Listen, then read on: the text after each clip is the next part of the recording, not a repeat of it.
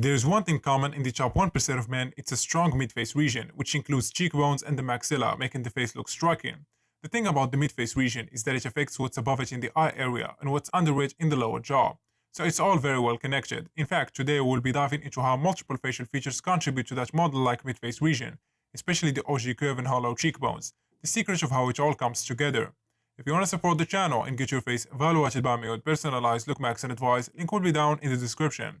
If you want to read more about topics like these, you can check out my blog at nearfacebrating.com. Without further ado, let's get this video started. The OG curve is a term used in facial aesthetics to describe a specific contour or shape of the face that is considered attractive and youthful.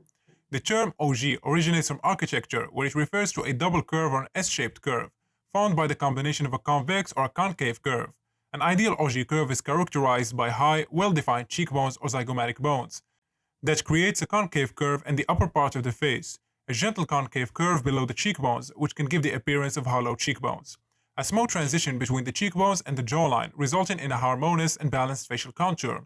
The OG curve is often considered a desirable feature because it enhances facial depth and it adds dimension, contributing to an overall attractive and youthful appearance. Hollow cheekbones refers to a facial aesthetic characterized by a sunken or concave appearance in the area between the cheekbones and the lower jaw. These features create a sculpted and more defined look, emphasizing the cheekbones and the jawline. The appearance of hollow cheeks is influenced by several factors, including facial fat distribution, muscle tone, facial bone structure, and skin quality. Malar prominence refers to the projection or fullness of the cheekbones, especially the malar region. The malar area consists of the zygomatic bones, which form the structure of the cheekbones. A high or well-defined malar prominence can create a youthful appearance and contributes to the OG curve, a desirable facial contour. To measure your malar prominence, simply divide your bigonial width with your zygomatic width.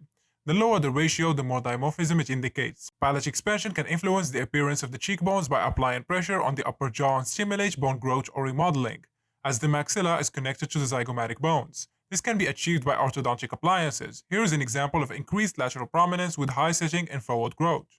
Gonian eversion and inversions refer to the outward and inward curvature of the mandibular angle, respectively. The mandibular angle is the area where the lower border of the mandible meets the posterior border of the ascending ramus.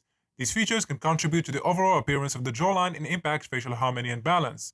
Inverted gonians. An inverted gonian refers to a mandibular angle that is oriented more medially or inwardly. This inward curvature results in a narrower and more tapered appearance of the jawline. The mandibular angle is less flared and more acute, contributing to a more V-shaped facial contour. An inverted gonian is often perceived as a more feminine feature due to its association with a slender jawline. Everted gonian. An everted gonian, also known as a lateral gonial flare or mandibular angle flare, refers to a mandibular angle that is oriented more laterally or outwardly. This outward curvature creates a wider or more flared appearance of the jawline. The mandibular angle is less acute and more obtuse, contributing to a more square or U-shaped facial contour. An inverted gonian is often perceived as a more masculine feature due to its association with a broader and stronger jawline.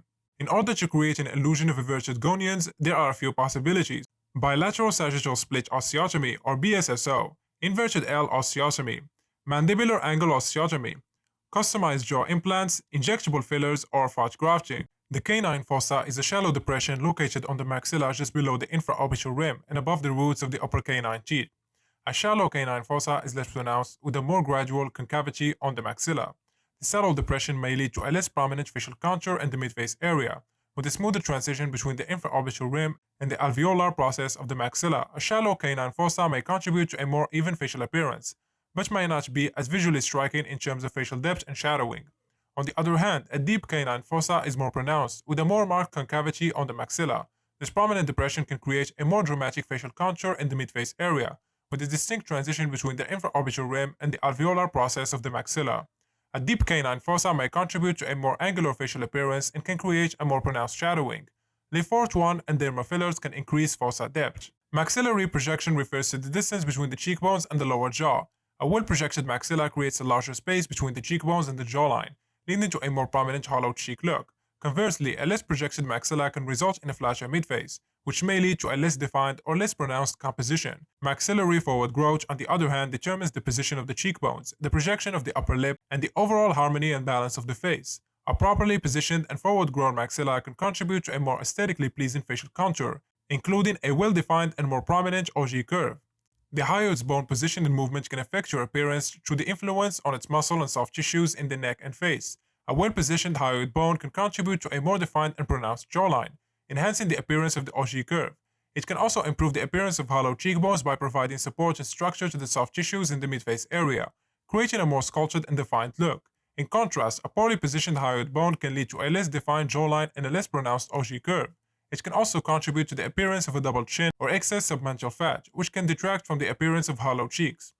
But what do you guys think about all of this? Let me know your thoughts down in the comment section. All sources will be linked down in the description, of course. That's it for today's video. Hope you guys enjoyed it. A like and subscribe will be highly appreciated. And like usual, catch you guys in the next one.